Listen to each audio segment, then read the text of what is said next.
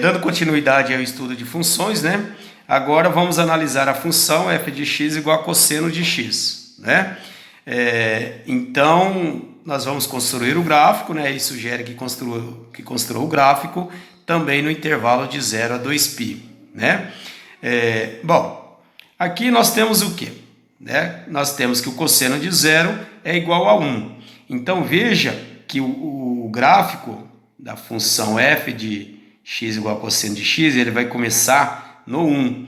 Então, essa já é uma característica importante, né, da função f de x igual a cosseno de x. Então, ele passa aqui, né, pelo 1, ok? E aí, dando continuidade, né, nós temos que o cosseno de 30, ele é 0,87, né? Então, ele vai ser 0,87, ele vai estar aqui, tá certo?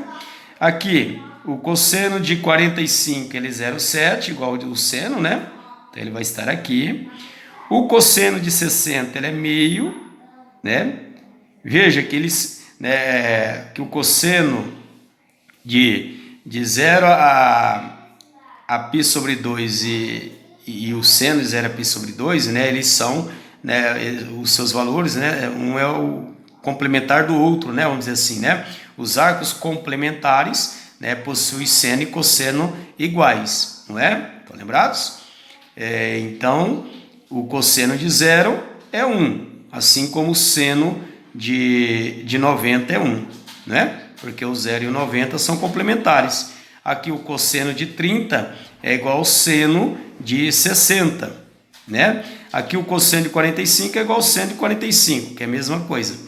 E aqui o seno de 60 é igual o cosseno de 60 é igual ao seno de 60, né? Igual ao seno de 30, que é meio, né? E aqui, ó, o cosseno de 90, né, ele vai ser igual ao seno, o cosseno de 90 vai ser igual ao seno de 0, né? Que vai ser 0. Então vai ser aqui, ó, π sobre 2 vai ser aqui, tá certo? Aí no segundo quadrante nós temos lá o cosseno de 120, nós sabemos que ele é negativo, né? E ele vai ser negativo quanto, né? Vai ser o oposto de 60. Como 60 é meio, então vai ser menos meio. Então vai estar aqui esse ponto, né? Depois, aqui 135 vai ser o oposto de 45, que é menos 0,7, então, não é? Depois o de 150 vai ser o oposto do de 30, o de 30 é 0,87, então vai ser menos 87, tá certo? E aqui o cosseno de 180, né, vai ser o oposto do de 0, que vai ser menos 1, não é isso? Então nós temos o cosseno de 180, que é menos 1, né? Gente, percebe que aqui, ó, de 0 até π, ou seja, no primeiro e segundo quadrante aqui, ó, né, ele só veio diminuindo, tá certo? Ó? Então aqui você pegou, ó, tá decrescente, ó, não é? Aí agora o que vai acontecer aqui no terceiro quadrante, ó, 210, cosseno de 210, terceiro quadrante ele é negativo também, né? Então de 210 é igual de 30, o cosseno de 30 é quanto? Menos 0,87, então vai ficar menos 0,87, então vai estar aqui, tá certo?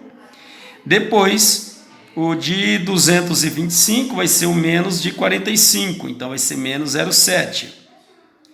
Depois, o de 240 vai ser o de menos 60, então vai ser menos meio, tá certo? Então está aqui.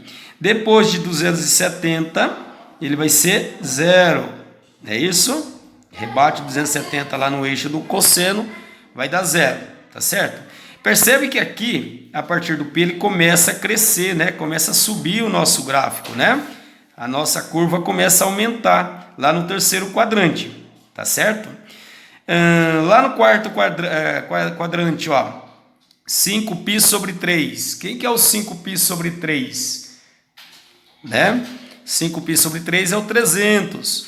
O 300 ele vai ser igual ao de 60, não é isso?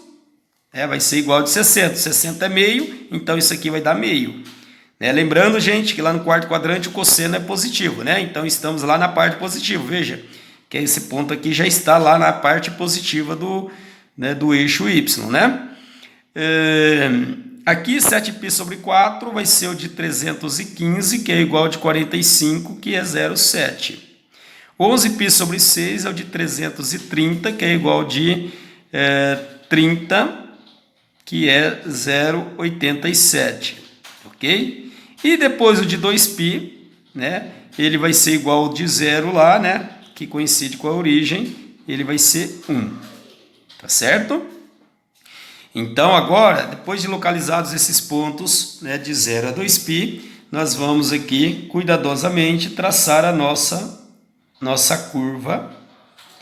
Curva essa chamada cossenoide. Tá bom? Então, vamos passar aqui por todos os pontos, cuidadosamente. Pronto. Então, nós temos aqui uma curva chamada cossenoide. Cossenoide. Tá bom?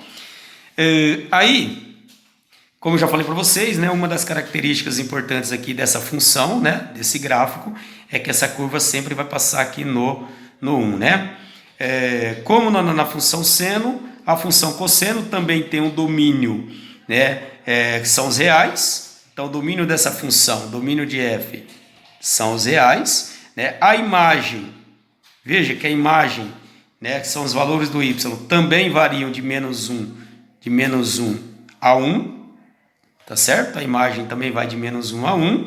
Veja que o limite inferior dela aqui, ó, é o menos 1. E o limite superior, a parte mais alta aqui, é 1, tá certo? Ela também é uma função periódica, onde o período também é 2π. Né? O que significa isso? Que se você continuar com esse gráfico aqui, de 2π até 4π, o que nós temos aqui de 0 a 2π vai se repetir lá também, tá bom? Vai haver essa repetição, ok? Aí, respondendo aqui a questão número B, né, a letra B, em que intervalos ela é crescente e qual intervalo que ela é decrescente. Então, veja que ela vai ser crescente no intervalo aqui, ó, que vai de π até 2π. Perfeito? Ó, de π até 2π ela cresceu, né? Então, ela é crescente no intervalo de π, né? No intervalo de π até 2π, tá certo? E ela vai ser decrescente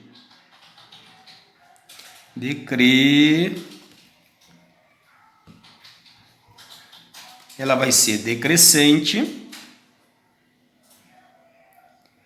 em qual intervalo aqui, ó? Onde ela está diminuindo, ó? Nesse intervalo todo aqui, não é isso, ó? Que vai de 0 a π, né? Então, de 0 a π, ela é decrescente, tá certo? Agora, observando aqui o gráfico, ó, em que quadrantes essa função é positiva? Veja, ela é positiva nesse espaço aqui. Que espaço é esse? Primeiro quadrante, ó, de 0 a π sobre 2, correto? E nesse espaço aqui, ó, que espaço é esse aqui? Quarto quadrante, ó, que vai de 3π sobre 2 a 2π, né? E não é verdade que o cosseno é positivo nos quadrantes 1 e 4 e negativo nos quadrantes 2 e 3? Olha aqui, ó, os quadrantes 2 e 3 é aqui, ó. Né? Tá nessa parábola aqui, ó, né? Com essa concavidade para cima aqui, tá certo? Então, nesse intervalo aqui de π sobre 2 a 3π sobre 2, nós temos o cosseno negativo, ok? Falou, gente, até mais. Vamos falar em seguida agora da função tangente, tá bom?